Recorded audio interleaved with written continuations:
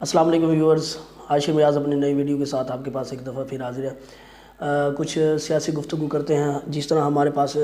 آج کے دن ایک نئی خبر اور نئے انکشافات جو کہ اسحاق ڈار ہمارے وزیر مملکت ہیں اور جو کہ انہوں نے ایک نئی پالیسی کے ساتھ آپ کو آگاہ کیا ہے، اور پالیسی کیا ہے جی کہ آپ اپنی ہی گاڑی میں صرف 3 دن کے لیے سفر کر سکتے ہیں۔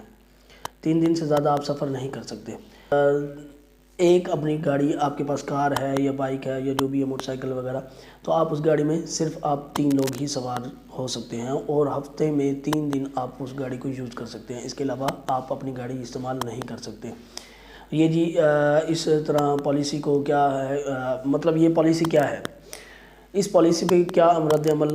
ہم پیش کریں گے، اس کے بارے میں ہم بات کریں گے۔ اور اس کے بعد دوسری ہمارے پاس یہ نیوز ہے جو ڈیبیٹ کرنے کے لائق ہے کہ ہمارے وزیر اعظم جو اس وقت موجودہ ہیں شہباز شریف صاحب، ان کا پتلے جو کہ کشمیر میں جلائے جا رہے ہیں، اور کشمیر کے وزیر اعظم جو کوئی موجودہ اس وقت وزیر اعظم ہیں، وہ کہتے ہیں کہ ان کا کہنا ہے کہ میں شہباز شریف جیسے کو اپنا چوکیدار بھی نہ رکھوں۔ تو کہنے کا مطلب واضح ہے، آپ کے سامنے ہے،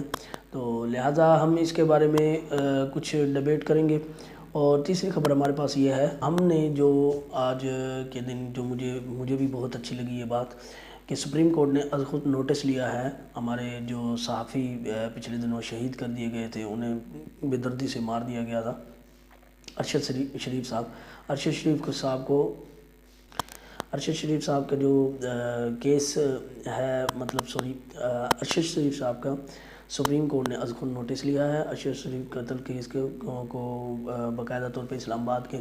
ایک تھانہ میں اسے FIR رجسٹر کروائی ہے، لہٰذا اب اس کے بارے میں ہم مزید ڈیٹیل کے ساتھ بات کریں گے۔ 3 خبروں کی جو ہے نا ڈیٹیل اور ان پہ ہم ڈیبیٹ کرنے کی تھوڑی سی کوشش کرتے ہیں کہ جس طرح اب یہ تو بڑی خوشی کی بات ہے کہ ارشد شریف کے قتل کے بارے میں سپریم کورٹ کو اس بات میں خیال آ گیا، اور سپریم کورٹ نے از خود نوٹس بھی لے لیا اس بارے میں۔ تو اب تھانہ اسلام آباد کے کسی تھانے میں جو ہے FIR درج کی گئی ہے۔ FIR درج کرنے کے بعد جو ہے اس تھانہ کہنے کا مطلب یہ ہے کہ FIR درج ہونا سب سے بڑی بات ہے۔ FIR درج ہونے کے بعد جو ہے اس کے کارروائی آگے سٹارٹ کی جائے گی۔ جو ارشد شریف جو کہ ARY کے صحافی تھے، جو کہ یہاں سے استعفیٰ دینے کے بعد اور ARY کو چھوڑ کے جانے کے بعد کینیا میں رہائش پذیر ہو گئے تھے، رہائش پذیر تھے کینیا میں، تو انہی کی گاڑی میں قاتلانہ حملہ جو کہ فائرنگ کر کے انہیں شہید کر دیا گیا تھا۔ تو اب ان کی ایک لمبے عرصے کے بعد جو ہے FIR درج کر لی گئی ہے تھانہ اسلام آباد کے کسی تھانے میں، اور امید ہے کہ آگے کارروائی بڑھائی جائے گی اور ارشد شریف کے جو قاتل ہوں گے انہیں کیفر کردار تک پہنچایا جائے گا۔ اب بیسیکلی سپریم کورٹ کو خیال بھی آیا، سپریم کورٹ نے از خود نوٹس بھی لیا، اور جو کہ ہمارے پچھلے دنوں چیف آف آرمی سٹاف جو کہ چینج ہوئے، جنرل عاصم منیر جو کہ نئے تعینات کیے گئے ہیں، تو اس وقت جنرل عاصم منیر صاحب نے پہلا جو ٹویٹ کیا تھا کہ ارشد شریف کے جو قاتل ہوں گے انہیں کیفر کردار تک پہنچانے کی اور انہیں انصاف دلانے کی کوشش کروں گا۔ تو اب دیکھ لیں کہ یہ تو تھے ارشد شریف کے قتل کی کہانی، اور دوسری اب بات آتی ہے ہماری معیشت کے بارے میں، جو کہ اس وقت بہت زیادہ ہی گراوٹ کا شکار ہے۔ تو معیشت کو بہتر بنانے کے لیے ایک لمبے عرصے سے جو ہے کوششیں کی جا رہی ہیں، جو کہ اپریل کے بعد سے ہی ہماری معیشت جو اپریل تک ہماری معیشت مستحکم رہنے کی کوشش کر رہی تھی، بلکہ مستحکم رکھی ہوئی تھی۔ موجودہ جو کہ اپریل سے پہلے کی جو حکمران تھے، عمران خان صاحب کی حکومت PTI پاکستان تحریک انصاف کی حکومت تھی، تو پاکستان تحریک انصاف نے تو معیشت جو ہے نا ہماری بڑی کنٹرول میں رکھی ہوئی تھی، لیکن اب اپریل کے بعد ایسا کیا ہوا کہ گھن لگنا شروع ہو گیا، ہماری معیشت تباہ ہونی شروع ہو گئی۔ مفتاح اسماعیل آئے دن پیٹرول کی قیمتیں بڑھا رہے تھے، اب جس طرح $76 فی بیرل کے حساب سے کم ہوا ہے، تو اندازہ لگائیں کہ پورے ایک بیرل کے پیچھے ہمیں $50 کا جو ہے نا فائدہ ہوا ہے۔ تو اب جو کہ کفن باندھ کر سامنے آ جاتے تھے کہ بھئی پیٹرول کی قیمتیں یہ ہو گئی، پیٹرول کی قیمتیں یہ ہو گئی، فلاں ہو گیا، فیول آگے ہو گیا، اور مہنگائی ہو گئی، گھی اتنے روپے کلو ہو گیا، جو کہ لسٹیں اور اپنے بازار میں جانے کے بعد وہ جو بل دکھا رہے ہوتے تھے کہ بھئی یہ دیکھیں ہمیں گھی اتنے روپے ملا۔ اب میرے خیال میں وہ میڈیا سارا کے سارا چپ ہے کہ کیا میڈیا یہ چاہتا تھا کہ بھئی یہ مہنگائی اتنے ہی طول تک جائے، ہماری معیشت اتنے ہی طول تک جائے جہاں تک اب اس وقت کھڑی ہے؟ اب تو کوئی میڈیا پہ بلکہ کئی، میں اینکر پرسن کے چھوڑ کر میں اداروں کے نام لوں گا کہ سما ٹی وی نیوز چینل، جو کہ ہم نیوز چینل ہو گیا، اب جیو نیوز ہو گیا، یہ اس طرح کافی سارے جو نیوز چینل ہیں وہ کہاں ہیں اس وقت، جو کہ روز ٹاک شوز میں ان کے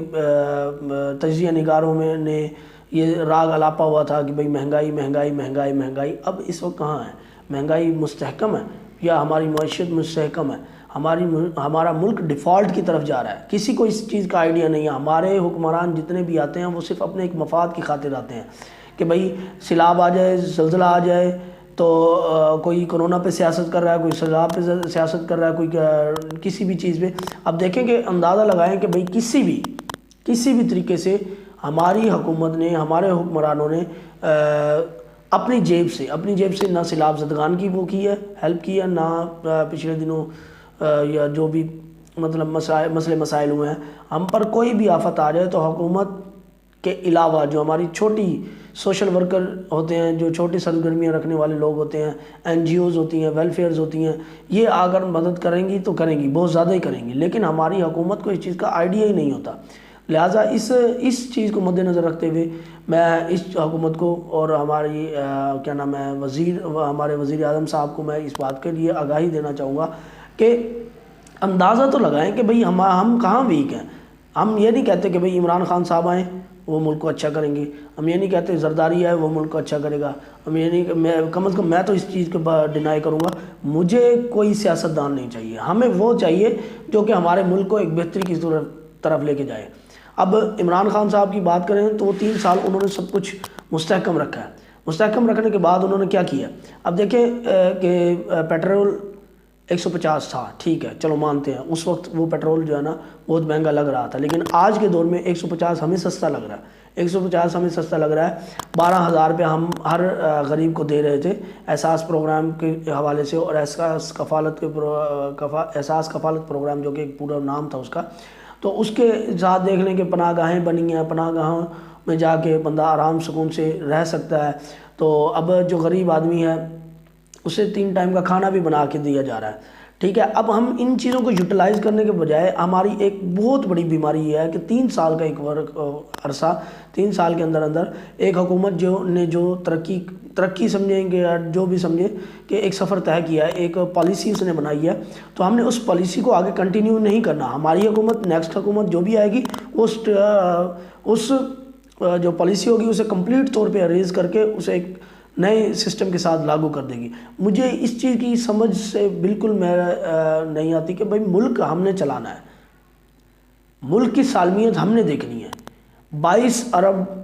کے حساب کتاب سے جو بھی ہمارے خزانے میں جو تھا اس کے حساب کتاب سے دیکھا جائے تو وہ ملک پہلے بھی تو چلا رہے تھے، وہ ملک نہیں چلا رہے تھے تو کیا کر رہے تھے؟ یہ پی ڈی ایم جو کہ ایک تجربہ کار حکومت آئی، اور تجربہ کار حکومت آنے کے بعد جو ہے نا انہیں یہ 7-8 مہینوں کے ڈیوریشن میں انہوں نے 2 دفعہ اپنا وزیر خزانہ چینج کر لیا۔ اسحاق ڈار کو ایک بڑے پروپیگنڈے سے اور بڑے طریقے سے لے کر واپس آئے، اسے لانے کے بعد اسے ایک سیٹ دیا کہ بھئی آئیں ہماری معیشت کو مستحکم کریں، لیکن معیشت کہاں جا رہی ہے؟ معیشت کہیں پہ بھی نہیں ہے، ملک ڈیفالٹ کے بالکل کنارے پہ کھڑا ہوا ہے، ڈیفالٹ ہو چکا ہے تقریباً۔ ہم بہتری کی طرف نہیں، ہم دن بدن کمزوری کی طرف جا رہے ہیں، ملک ختم ہوتا جا رہا ہے۔ اور اسی طرح جو ہے اب نئی پالیسی جو انہوں نے لاگو کی ہے، وہ پالیسی کیا ہے جی کہ آپ کی گاڑی ہے، یعنی آپ کی گاڑی عوام کی گاڑی ہے، ایک کار جس میں سٹنگ کیپیسٹی 5 کی ہوتی ہے، تو ہم فیملیز والے لوگ اس میں 10 بھی گھس جاتے ہیں، بچوں کو ملو کہ چلو ایک فیملی ہے، ایک ہی کار پہ آئے گی اور جائے گی۔ اب جناب آپ کو حکومت کو اس چیز کا بھی جواب دینا ہوگا کہ آپ کی گاڑی میں آپ کتنے لوگ سوار ہو رہے ہیں، کیا مطلب؟ اب مجھے یہاں سے کہنے کا مطلب یہ ہے کہ سیاسی لوگ اس چیز کا تھوڑا سا جواب تو دیں، کیا ہم اس چیز کے قابل ہیں کہ ہم اپنے گھر کی ہر ایک بات حکومت کو بتائیں؟ مجھے تو لگتا ہے یہی غلامی ہے، اسے ہی غلامی کہا جاتا ہے۔ تو یہ غلامی نہیں ہے کہ ایک بندہ اپنی کار کا مالک خود ہے، اس نے پے خود کیا، اس کے فیول اخراجات اس نے خود اٹھائے ہیں، اور پھر بھی وہ اپنی مرضی سے اس میں بندے ایڈجسٹ نہیں کر سکتا۔ 3 بندے اس میں گاڑی میں بیٹھیں گے، اور وہ گاڑی صرف 3 بندوں تک محدود نہیں ہے، صرف آپ نے یوز بھی 3 دنوں تک کرنی ہے،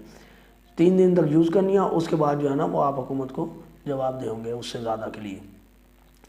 تو اور اس کے علاوہ انہوں نے جو ہے معیشت کو بہتر بنانے کے لیے جی 8 سے 6 ڈیوریشن ٹائم کیا ہے، دفتری ٹائم، اور 2 دن ہفتہ اتوار چھٹی جو ہے دفاتر سارے بند ہوں گے، اور اس سے جو ہے امید ہے کہ ملک بہتری کی طرف جائے گا بقول ہمارے وزیر خزانہ کے۔ اور ان 2 باتوں کے بعد اب تیسری جو ہمارے پاس خبر آئی ہے وہ یہ ہے کہ وزیر اعظم جو کہ ہمارے وزیر اعظم شہباز شریف صاحب ہیں، ان کا جو پتلا ہے، ان کی ڈمی پتلا جو کہ کشمیر میں جلایا جا رہا ہے۔ اب دیکھیں کہ ہم خود تو بدنام کریں سو کریں، کشمیر والے بھی انہیں بدنام کر رہے ہیں۔ بدنام کیا کر رہے ہیں؟ صحیح کہہ رہے ہیں۔ تو اب وہ کیا کہہ رہے ہیں کہ ان کے وزیر اعظم کا کہنا ہے کہ میں اپنا نوکر بھی شہباز شریف جیسا نہیں رکھ سکتا۔ تو دیکھیں کہ